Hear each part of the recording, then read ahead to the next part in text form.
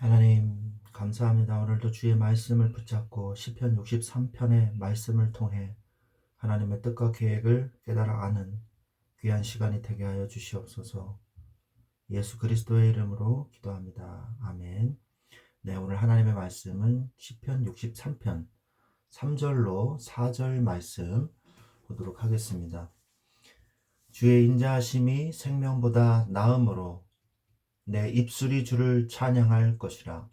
이름으로 나의 평생의 주를 송축하며 주의 이름으로 말미암아 나의 손을 들리이다. 아멘. 주의 인자심이 생명보다 낫다. 주님의 그 사랑이 나의 생명보다 낫다. 이렇게 말씀을 하고 계십니다. 오늘 시편 63편의 말씀을 가지고 나의 평안을 어디서 오는가, 이 말씀을 가지고 우리 같이 함께 묵상해 보기를 원합니다. 시편 63편은요 다윗이 유다 광야에 있을 때 이 지은 시로 인생의 가장 메마르고 처절한 현장에서 하나님을 향한 깊은 갈망과 신뢰를 노래하고 있습니다. 이들의 어려움을 통해서 어떠한 응답을 받기를 원했냐? 우리는 그걸 봐야 돼요. 그 당시에 다윗은요, 아들의 반역으로 왕궁을 떠나서 광야의 노숙자가 된 상태였습니다. 그는 육신의 생명보다 더 소중한 그 인자하심을 그때 발견하게 된 것이죠. 세상이 줄 수 없는 평안은 상황의 변화가 아니라 변치 않는 하나님의 사랑 안에 거할 때 주어지는 선물인 것입니다. 오늘 말씀을 통해서 다윗이 누렸던 그 절대 평안의 근거가 무엇인가 우리가 깊이 살펴보고 우리가 그 응답을 누리는 그러한 귀한 시간이 되시기를 바랍니다. 시편 63편은 아까도 얘기했지만 압살롬의 반역을 피해서 유대 광야로 도망쳐서 육체적으로 곤고하고 성소에 대한 그리움이 사무쳤던 그러한 시기였습니다.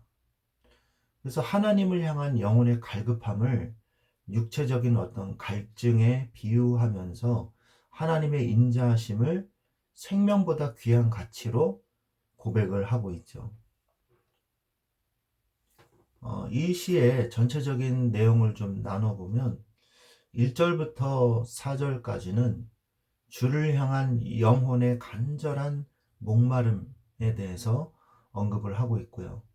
그리고 5절부터 8절까지는 하나님 안에서의 만족과 기쁨에 대해서 말씀을 하고 있습니다. 그리고 63편 9절부터 11절까지는 마지막 부분은 대적의 멸망과 왕의 승리에 대해서 말씀을 하고 있죠.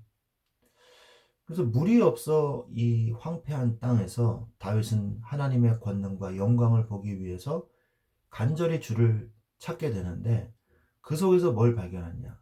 주님의 그 인자하심이 생명보다 나음으로 내 입술이 주를 찬양할 것이며 평생 주를 송축할 것입니다. 라고 고백한 거예요. 항상 다윗은요, 어려움이 왔을 때 그냥 그 어려움을 불신앙으로 그냥 흘려보내는 것이 아니라 큰 응답과 깨달음으로 바뀌어서 감사의 제목으로 삼는다는 것을 우리가 볼 수가 있습니다.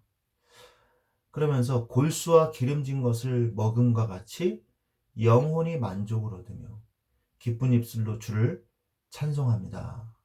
침상에서 주를 기억하며 주의 날개 그늘 아래에서 즐거워하고 주의 오른손이 자신을 붙들어 주시니 내가 주를 가까이 따릅니다.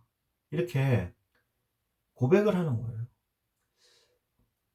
정말 어려움 속에서 이러한 진정한 고백이, 다윗의 고백이 우리의 고백이 되게 하여 주옵소서. 우리가 기도해야 될 줄로 믿습니다. 다윗은 자신을 찾아서 멸하려고 자기를 찾아오려고 하는 자들이 땅 깊은 곳에 들어가며 칼의 세력에 넘겨져 여호의 먹이가 될 것을 확신합니다. 왕은 하나님을 즐거워하며 주께 맹세한 자들은 즐거워하나 거짓말하는 자의 입은 막힐 것이다 라면서 대적이 멸망하고 왕이 승리한다 라는 내용으로 이 시를 마무리 짓고 있습니다. 자, 그렇다면 이제 나에게로 와서 나의 평안은 어디서 오는가 우리가 생각을 해봐야겠죠. 이 황폐한 다윗의 삶을 우리가 자세히 한번 들여다봐야 되겠습니다. 유다 광야는 처절한 환경이었어요. 물 없는 땅이었어요. 다윗은 유다 광야라는 물리적인 한계 속에서 육신의 갈증보다 더 깊은 목마름을 느꼈어요. 그게 바로 뭐냐? 성전에 대한 영적 그리움이었어요. 그는 환경의 결핍을 채우려고 하기보다 오직 하나님 한 분만을 갈구하는 신앙의 본질을 다윗은 이 시를 통해서 보여주고 있습니다. 사방이 적으로 둘러싸인 광야에서 다윗이 의지할 곳은 오직 하나님뿐이었어요. 다른 도움을 청할 다른 것이 보이지를 않았던 거죠. 그는 고난을 통해서 하나님이 없이는 단 한순간도 살 수 없는 존재가 바로 자신이라는 것, 왕이라는 것보다 하나님이 더 중요하다는 것, 그걸 깨달은 거예요. 그러면서 하나님께 자신의 모든 인생을 하나님께 의탁하는 것입니다. 다윗은 자신의 생명을 끊으려는 대적들의 위협 앞에 노출되어 있었어요. 절체절명의 위기였죠. 그러나 그는 원수들의 권세보다 하나님의 심판과 주권이 더 크다는 사실을 깨닫게 된 거예요. 아들 압살롬의 반역으로 도망자가 된 다윗은 이 마음이 갈기갈기 찢겨져 있었어요. 배신과 상처 이런 걸로. 그래서 인간적인 신뢰가 무너진 그 자리에서 그는 하나님의 이 영원한 피난처가 바로 나와 함께 계신다는 사실을 깨닫게 된 것입니다. 그때부터 다윗은요 평안함을 누렸어요. 주의 인자하심이라고 말씀을 하고 있는데요. 이 인자하심이 히브리어 성경에는 헤세드라고 나옵니다. NIV 성경에는 그냥 love라고 얘기합니다. 헤세드는 뭐냐? 지속적인 사랑을 얘기하시는 거예요. 우리가 구원에 대해서 어떻게 생각하십니까? 그리고 예수 그리스도의 십자가에 대해서 우리가 좀 더 묵상을 해봐야 됩니다. 헤세드를 우리가 좀 깊이 이해하려면 우리가 어떤 행동을 했어요. 내가 아내에게 선물을 줬어요. 자, 그러면 이거는 일회성 행동이죠. 그러나 제가 아내를 사랑한다는 마음은 계속해서 가지고 있는 마음이에요. 그죠? 그래서 일회성 행동으로 그냥 선물은 그치지만 내가 아내를 사랑하는 마음은 계속해서 지속되고 있는 거죠. 예수님의 십자가도 마찬가지입니다. 예수님의 십자가의 그 사역은 일회성이죠. 한 번 하신 거죠. 2번 올라가신 건 아니잖아요. 그죠? 3번, 4번 십자가에 여러 번 올라가지 않으셨죠. 그러나 그 십자가의 구원의 대속의 역사는 영원히 나타나는 거예요. 영원히. 우리가 예수 그리스도를 마음속에 영접했어요. 예수 그리스도를 나의 구주로 내 죄를 회개하고 내 죄를 대속하신 분이 예수 그리스도라는 사실을 깨닫고 내 죄를 회개하고 우리 예수 그리스도를 내 마음속에 구주로 영접했어요. 자, 그러면 영접한 거는 일회성이죠. 그러나 그 영접으로 인해서 구원의 축복은 영원한 거예요. 하나님의 사랑도 마찬가지입니다. 하나님이 너 사랑한다 라고 끝난 게 아니에요. 이 하나님의 사랑은요 법적인 겁니다. 아주 엄숙한 거예요. 그냥 가볍게 내뱉은 한마디가 아니라는 거죠. 법적인 사랑이시고요. 그걸 헤세드라 그러는 거예요. 그 다음에 두 번째, 영속성이 있는 겁니다. 영속성. 영원히 지속되는 속성이라는 거죠.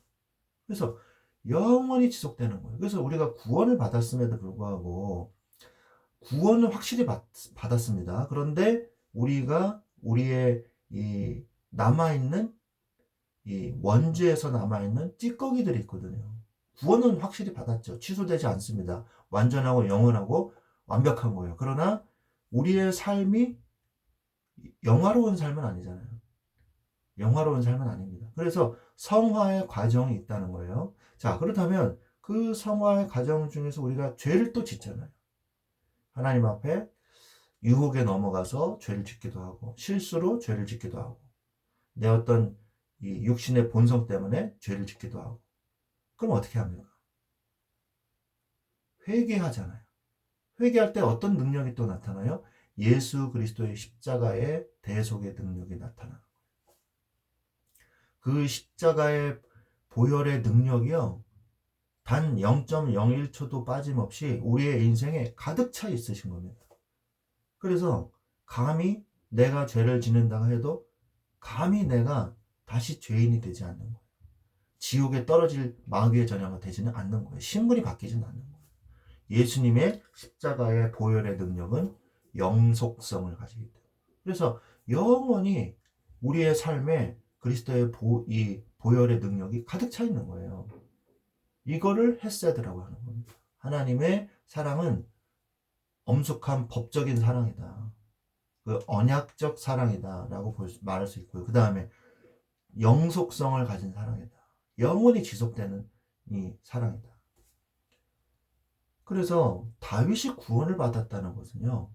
다윗이 이 하나님이 언약 속에 들어와서 하나님의 중요한 이 언약을 잇는 자로 다윗이 섰잖아요.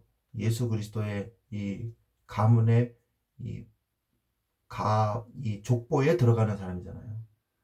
그렇기 때문에 다윗이 죄를 물론 범죄도 저지르고 죄도 저지르고 과오도 했죠. 그래서 내 죄과를 아옵소서 내가 회개하나이다. 내가 태중에서부터 죄인이나이다. 회개했죠. 그런 죄를 저지르고 회개하는 그 모든 과정 속에서 하나님의 헤세드가 작용했다는 것입니다. 그런데 다윗이 이걸 발견한 거예요. 언제? 압살롬의 배신 속에서. 그래서 쫓겨나가 유다 광야에 머무르고 있을 때 급하게 나왔기 때문에 왕으로서 어떤 지켜야 될 어떤 그 지위와 거기에 걸맞는 의전이 있잖아요. 이게 안 되는 거죠. 그리고 성전을 떠나왔잖아요. 그러니까 제대로 된 예배를 드릴 수가 없는 거예요. 그 속에서 이 다윗이 고백을 한 겁니다. 주의 인자하심이 생명보다 나으니. 여러분 이 고백이요. 그냥 나온 게 아니에요. 내 생명보다 주님의 인자하심, 주님의 사랑이 더 중요합니다. 내가 생명이 위협받고 있지만 하나님이 나를 사랑하시는 그 사랑이 더 큽니다. 그래서 내가 비록 어려움을 당한다 할지라도 주님을 찬양할 수 있습니다. 라고 고백하는 거예요. 이 고백이 우리의 고백이 되기를 정말로 간절히 바랍니다. 세상의 참된 행복은요. 안락함이 아니라 하나님의 친밀한 교제 속에서 나온다는 걸 알아야 돼요. 세상의 즐거움은 일시적이지만 하나님의 사랑은 영원합니다. 다윗은 생명을 부지하는 것보다 하나님의 인자하심을 맛보는 것이 더 큰 축복인 걸 깨달은 거예요. 깊은 고난의 밤은 오히려 하나님의 도우심을 깊이 묵상하고 그분의 보호 아래서 안식을 누리는 기회가 된 것입니다. 고통으로 잠 못 이루는 침상은 도리어 하나님과 깊이 대화하는 지성소가 됩니다. 성소를 그리워했는데 내가 기도하는 이곳이 천국이구나. 하나님이 나와 함께 하시는 이곳이 성전이구나. 이걸 깨달았다는 거죠. 다윗은 말씀을 읊조리면서 주님의 신실하심을 확인했습니다. 그러면서 다윗은 현실의 위협 속에서도 장차 하나님께서 나에게 주실 승리를 확신해요. 그 속에서 승리를 발견한 거죠. 그리고 찬양을 높이 들었어요. 찬양의 손을 높이 들었어요. 여러분 착각하시면 안 됩니다. 아, 이길 거야! 라고 그냥 막무가내로 우겼다는 얘기가 아니에요. 이길 거야, 이길 거야! 하고 뭐 정신 승리했다는 게 아니에요. 하나님이 승리하게 해주실 것을 다윗이 발견했다는 거죠. 아, 하나님이 나를 이기게도 하시는구나. 나는 이것으로도 만족하는데 내가 왕의 지위를 잃어버리고 내가 죽어도 괜찮다. 내가 하나님의 은혜 속에만 있다면, 하나님의 헤세드 속에 내가 있기에 난 이제 괜찮다. 그런데 하나님이 나를 사랑하셔서 왕의 지위도 지켜주시고 나를 승리하게 하실 것이구나 라는 걸 발견한 거예요. 그래서 하나님 감사합니다. 찬양이 절로 나오죠. 여러분의 인생이 억지로 찬양하세요 뭐 이게 아닙니다. 여러분의 인생이 하나님이 나를 돌보실 수밖에 없고 나를 인도하실 것이구나, 이게 진짜 발견되기를 원합니다. 그러면요 감사가 넘쳐서 저절로 찬양이 나오죠. 우리의 인생이 주의 날개 그늘 아래 있다는 것, 그래서 즐겁게 찬양할 수 있다는 것, 다윗은 이 기쁨을 발견한 겁니다. 우리가 정리해서 그러면 나의 평안은 어디서 오는가? 하나님의 이 언약적인 사랑에서 오는 거예요. 환난의 때를 다윗은요 하나님의 언약으로 발견한 거예요. 그래서 이 주의 인자하심이라는 건요 하나님의 언약적 사랑을 말씀하고 계시는 것입니다. 우리의 감정은 상황에 따라서 요동치지만 하나님이 약속하신 이 언약은요 천대까지 유효하며 결코 변함이 없습니다. 이 약속을 붙잡을 때 평안이 임하게 되는 것이죠. 하나님의 사랑은요 법적인 사랑이에요. 하나님의 사랑은 기분에 따라 바뀌는 것이 아닙니다. 그리스도 안에서 우리를 의롭다 칭하신 법적 선언에 근거하는 것입니다. 그러므로 정죄함 없는 확신 속에 평안을 누릴 수 있습니다. 또한 하나님의 사랑은요 지속적인 사랑이에요. 하나님은 끝까지 약속을 지키시고 나를 사랑하시고 나를 책임지겠다고 하셨습니다. 이사야서 46장 4절에 너희가 노년에 이르기까지 내가 그리하겠고 백발이 되기까지 내가 너희를 품을 것이라. 내가 지었은즉 내가 업을 것이요 내가 품고 구원해 내리라 라고 말씀하고 계십니다. 또한 우리를 그리스도의 사랑에서 끊을 수 있는 것은 이 세상에 존재하지 않습니다. 로마서 8장 39절에 높음이나 깊음이나 다른 어떤 피조물이라도 우리를 우리 주 그리스도 예수 안에 있는 하나님의 사랑에서 끊을 수 없으리라 라고 말씀하십니다. 어떤 환난이나 역경도 우리를 붙들고 계신 하나님의 사랑의 손길에서 어느 누구도 떼어놓을 수 없어요. 이 끊을 수 없는 사랑이 우리의 평안의 최종적 도착지요 근거인 것입니다. 말씀을 맺겠습니다. 참된 평안은 환경이 개선되거나 문제가 해결되는 데서 오는 것이 아니라 우리의 생명보다 나으신 하나님의 인자하심을 만날 때 시작됩니다. 다윗은 광야라는 황폐한 땅에서도 주의 날개 그늘 아래에서 즐거워하며 하나님을 찬양했습니다. 우리를 향한 하나님의 사랑은 법적이며 지속적이고 언약적이고 그 무엇도 끊을 수 없는 절대적인 사랑인 것입니다. 이 확고한 언약 위에 어떠한 환난 속에서도 흔들리지 않는 평안을 누리며 매일의 삶을 찬양으로 채워나가시는 여러분들이 되시기를 우리 주 예수 그리스도의 이름으로 간절히 축원드립니다. 아멘.